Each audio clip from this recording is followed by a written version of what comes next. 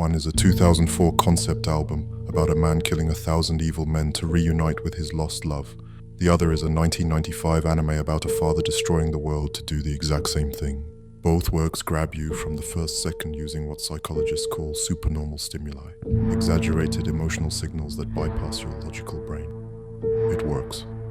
Decades later, people describe their first experience with either as life-changing or devastating. Both transform love into obsession, and obsession into apocalypse.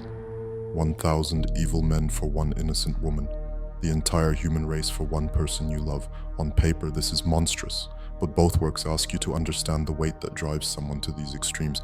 It's all about ego. Men who cannot accept loss, who view death as a personal insult. They frame it as love, but it's really a refusal to exist in a world that doesn't conform to their desires. Both had the courage to say what every teenager knows. Growing up feels like the apocalypse. MCR's music videos present the same problem wrapped in theatrical melodrama. Characters reaching out, getting hurt, withdrawing, trying again. This might just be the human condition. The fact that we need each other might be inseparable from the fact that we hurt each other. The album ends ambiguously. We never know if the protagonist succeeds. Evangelion ends with Shinji both accepting and rejecting connection simultaneously. The truth both were afraid to say. The opposite of love is safety, and growth requires giving up safety completely. Every act of genuine connection destroys who you were before. My Chemical Romance and Evangelion both understand. The only way to become yourself is to risk annihilation.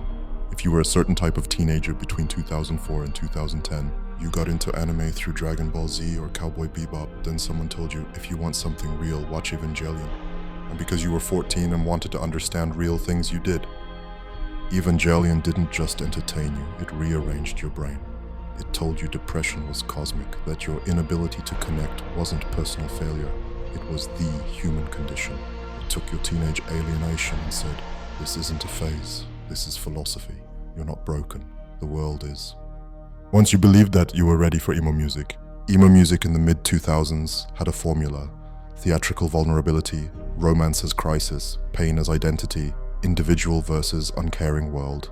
Evangelion's themes: theatrical vulnerability, romance as crisis, pain as identity, individual versus uncaring world. Same emotional architecture, different medium. Evangelion's color palette is emo album art, 10 years early.